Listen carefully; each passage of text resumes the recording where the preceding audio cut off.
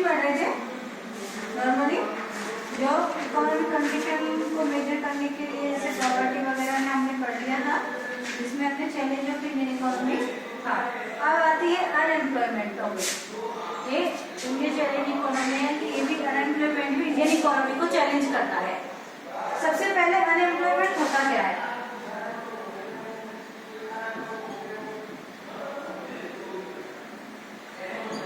यानी बेरोजगारी।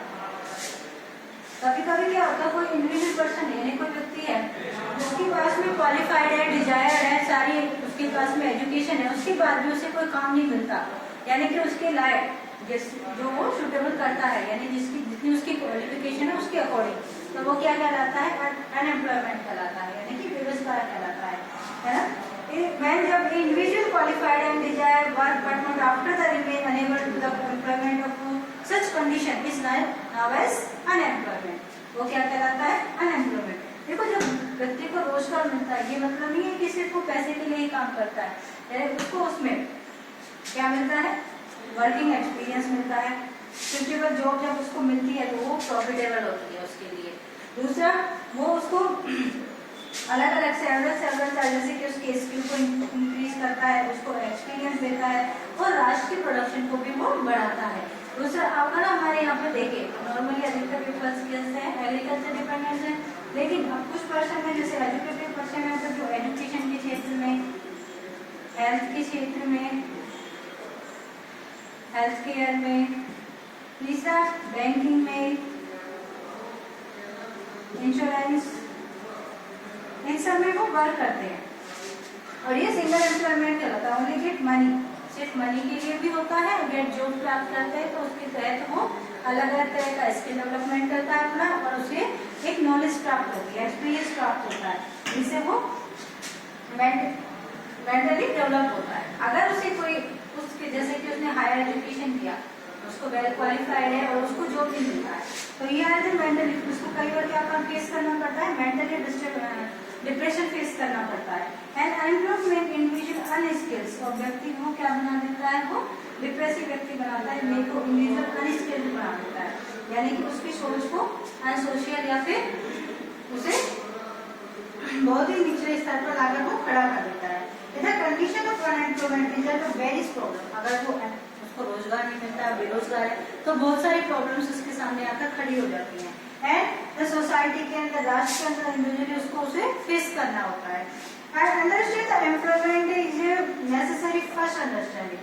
देखो, सबसे पहला बात, जब व्यक्ति पढ़ता है, लिखता है, एजुकेटेड होता है, तो सबसे पहले उसकी उम्मीद होती है कि उसे अच्छा रोजगार मिले, ताकि वो प्रॉपर ढंग से अपना काम कर सके, उसको बेनिफिट भी हो, ताकि उसे एम्प्लॉयमेंट के तहत वर्किंग फोर्स वगैरह उसे मिले और उससे उसका बेनिफिट हो, उससे मनी अर्निंग हो, जिससे उसे एक्सपीरियंस मिले, उसका स्किल डेवलपमेंट हो।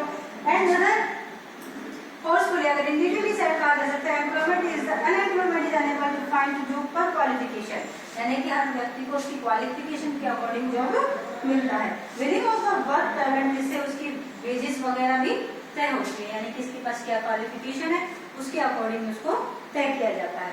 और एक व्यक्ति एस्टिमेटली अगर देखिए डिफरेंट अप्रोचिंग वगैरह से अलग अलग तरह से मापी जाती है। अगर हम देखें तो कई बार सर्वे किया गया है, 2011-12 में सर्वे किया गया, 68 सर्वे था वो,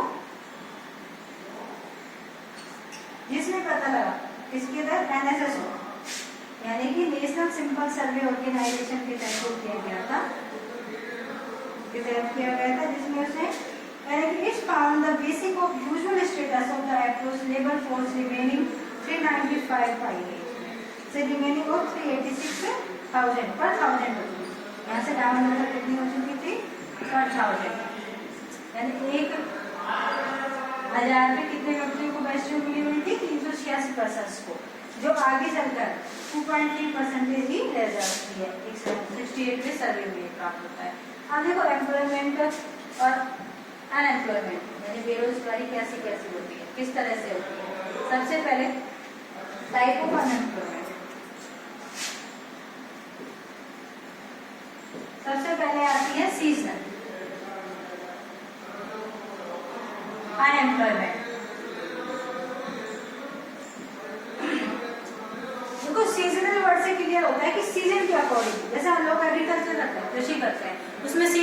अकॉर्डिंग वो काम करते हैं। जैसे कि जिस समय उसे फसल मिलती है उस समय तो उसके पास पैसा होता है, लेकिन पूरे वर्ष तक उसके पास में कोई काम नहीं होता, जिससे कह सकते हैं उसे सीजनल अनएम्प्लॉयमेंट कहा जाता है। Sir occupation provide employment during fix period, यानी एक सीजन के लिए। कोई जैसे कि अगर किसी चीज की खेती करता है तो वो सीजनली 2 मंथ 3 मंथ, लास्ट खींचेंगे तो 4 मंथ तक रहती है, तो 4 मंथ तक तो उसके पास रोजगार है, लेकिन उसके बाद में उसे खत्म हो जाता है। आप जैसे कि सीजन के अकॉर्डिंग देखें, अगर कोई जैसे कि मूंगफली वगैरह उगाता है ना, जैसे बेचता है, तो वो उसी सर्दियों के सीजन के लिए अवेलेबल है कि भैया 2 मंथ के लिए बिकेगी, फिर उसके बाद में उसे अपना क्या तो रोजगार चेंज करना पड़ेगा या फिर वो बेरोजगार है, तो सीजन के अकॉर्डिंग उसे अनएम्प्लॉयमेंट फेस करना पड़ता है, हर सीजन के अकॉर्डिंग। अब आता है स्ट्रक्चर अनएम्प्लॉयमेंट, संरचनात्मक।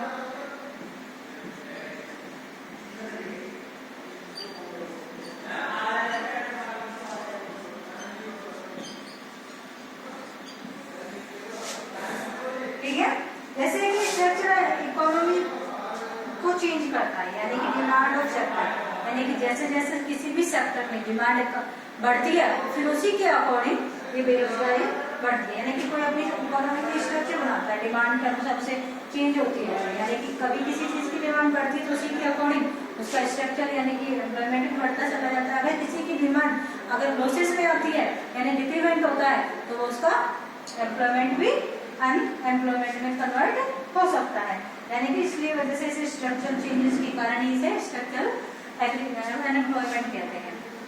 अब आता है टेक्निकल।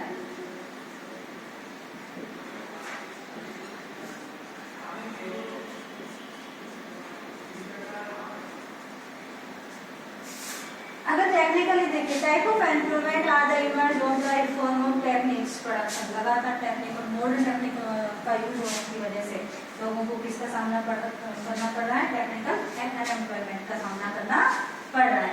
अब आता है फ्रैक्शन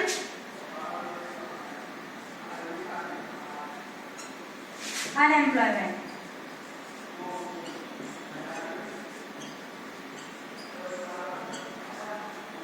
फ्रैक्शन का मतलब होता है चक्री बेरोजगारी, एक तरह से चक्रवात, जिससे रेगुलर अप डाउन होता रहता है, यानी कि मार्केट कभी अप होता है कभी डाउन होता है, तो वो होता है इसे फ्रिक्शनल्स।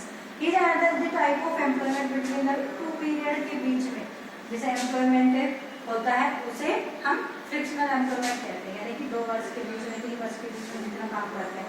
इस चीज इज द ट्रांसिट, और उसके बाद में उसे अगर अपनी जॉब को बदलना पड़े स्ट्राइक लॉकआउट वगैरह की वजह से टेम्परेरी टाइप, तो वो फ्रिक्शनल कहलाते हैं, यानी किसी व्यक्ति को यानी कि 2 साल के लिए लगाना फिर उसको हटा दिया तो वो चक्रीय बेरोजगारी कहलाती है। अब अगला आता है साइकिलिंग।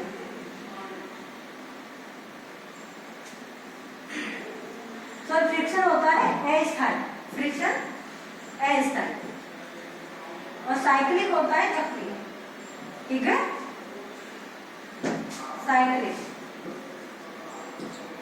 साइक्लिक में होता है रेगुलर होता है ट्रेड, यानी कि इकोनॉमी की ग्रोथ होती है अकॉर्डिंग टू कंडीशन, यानी कि उसकी कंडीशन बढ़ती है या कम होती है, इसकी वजह से उसका प्रोडक्शन पर डिपेंड करता है कि उसकी डिजाइन हो रही है कि उसकी डिमांड ज्यादा हो रही है, इसकी वजह से ये एम्प्लॉयमेंट चलता है।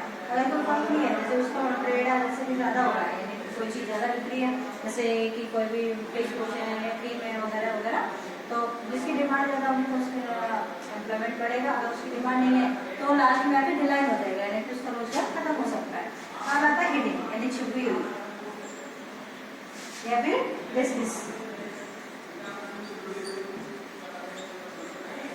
यानी छुपी हुई बेरोजगारी। और अगर हम देखें हमारे यहाँ के एम्प्लॉयमेंट यानी एग्रीकल्चर, लोग काम करते हैं, रेगुलर ही काम करना है, वो फार्म में जाके थोड़ी ना कि भैया 4 महीने के बाद में उसे जब फसल मिलेगी वो जब भी जाके काम करेगा, वो फसल यानी कि सेटिंग से यानी बीज उगाने से लेकर उसकी कटाई तक लगातार वर्क करता है। लेकिन जब उसको एम्प्लॉयमेंट दें, उसको जब सैलरी का टाइम उसका कब होता है जब उसकी फसल कटती है, उससे पहले तो उसे लगाता ही रहता है उस पर, जिसके बाद में उसे प्राप्त होता है, उसे बेनिफिट मिलता है, यानी कि वो जब 3 यानी 4 महीने काम करेगा उसके बाद में उसे फिर उसका बेनिफिट मिलेगा। तो लगातार 3-4 महीने के लिए तो वो बेरोजगारी उसकी हिडन बेरोजगारी में आती है, वो छुपी हुई है। रीजन जैसे कि engage of employment but is not fact of contribution of total production negligible, यानी कि उस समय उसको जो प्राप्त हो रहा है वो 0% है, यानी कि नेगेटिव है। एंड ओवरऑल डिमांड जिसकी उसकी डिमांड है और उसमें वर्क फोर्स तो पूरा है, यानी काम तो वो पूरा कर रहा है, लेकिन उससे प्राप्त कुछ नहीं हो रहा। प्राप्त तो उसको 4 महीने बाद जाके होगा, यानी कि जितने पीरियड में वो काम कर रहा है वेजिस पे वो उसकी छुपी हुई बेरोजगारी कराएगी। अब एम्प्लॉयमेंट की causes,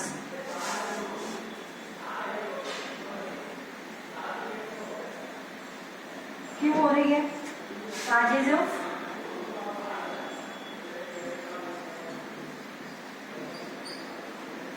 employment,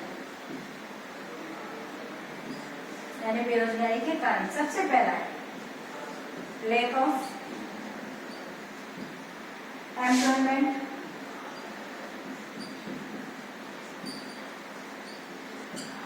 oriented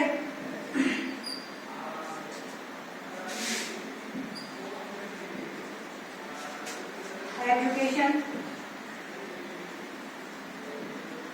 and training.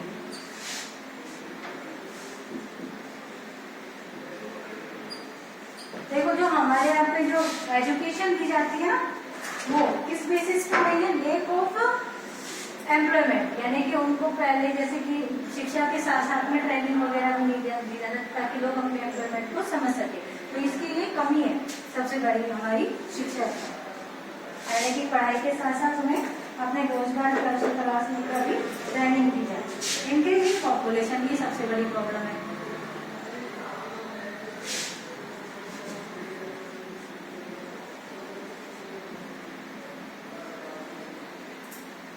And labour force, ध्यान दो भाई, इंक्रीजिंग पॉपुलेशन, जितनी जितनी पॉपुलेशन बढ़ती जाएगी उतना उतना वर्क फोर्स भी बढ़ता जाएगा और वर्क फोर्स लेबर फोर्स भी बढ़ेगा, यानी लोगों को काम करने वालों की संख्या ज्यादा बढ़ेगी, वो बेरोजगारी को आमंत्रित करेगी। अगली है ऑब्सोलेट टेक्नोलॉजी, यानी कि टेक्नोलॉजी वगैरह यूज की जा रही है ना भाई, वो भी मुख्य रीजन है जो लोगों को बेरोजगार की ओर धकेलती है। तो भाई मॉडर्न हो गए, नई नई टेक्निकों का यूज किया जा रहा है, नई नई मशीनों का यूज किया जा रहा है, जो काम 5 लोग मिलकर जाते थे वो अकेली मशीन करती है, सिर्फ उस पर एक ऑपरेटर की आवश्यकता होती है जो किसको आमंत्रित करती है, अनएम्प्लॉयमेंट को। अब दूसरा backwardness of agriculture,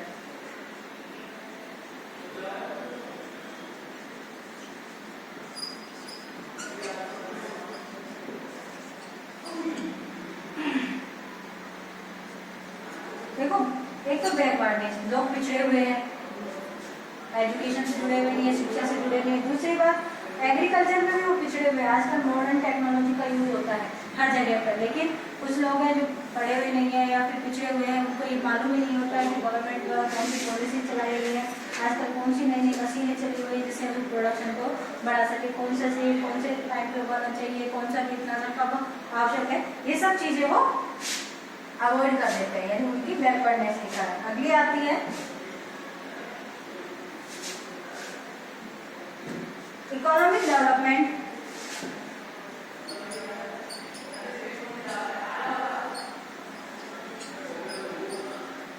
without employment.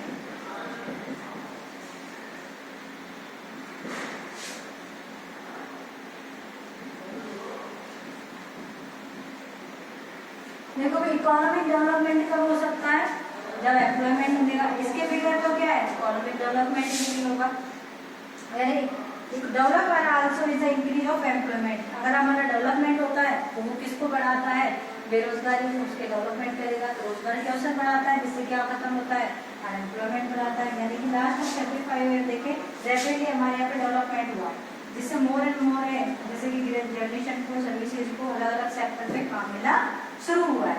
तो इकोनॉमिक डेवलपमेंट भी किसको बढ़ाता है, एम्प्लॉयमेंट को बढ़ाता है। अगर इकोनॉमिक डेवलपमेंट नहीं होगा तो फिर अनएम्प्लॉयमेंट जरूर होगा। लैक ऑफ पॉलिटिकल इंक्लिनेशन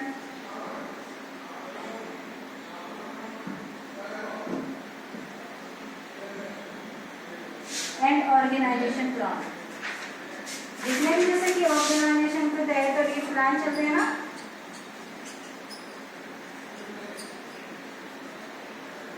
ये पॉलिटिकल इंक्लिनेशन है, यानी कि इनमें नॉलेज यानी कि जानकारी का अभाव होने की वजह से ये लोगों को जागरूक नहीं बन पाते, लोग इनका बेनिफिट प्राप्त नहीं कर पाते, जिससे क्या होता है ये अनएम्प्लॉयमेंट की ओर धकेले जाते हैं।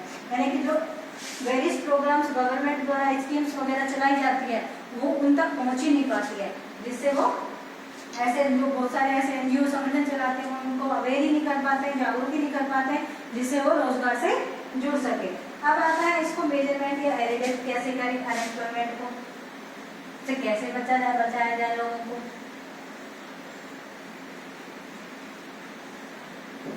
सबसे पहले should be applied the coordination of the minimum loop holes and scheme provision of labour jobs, यानी कि लोगों को जागरूक किया जाए ताकि वो इन स्कीम्स के बारे में जाने, लूप होल्स के बारे में बताया जाए, गवर्नमेंट द्वारा जो एम्प्लॉयमेंट रन किए जा रहे हैं उनके बारे में बताया जाए।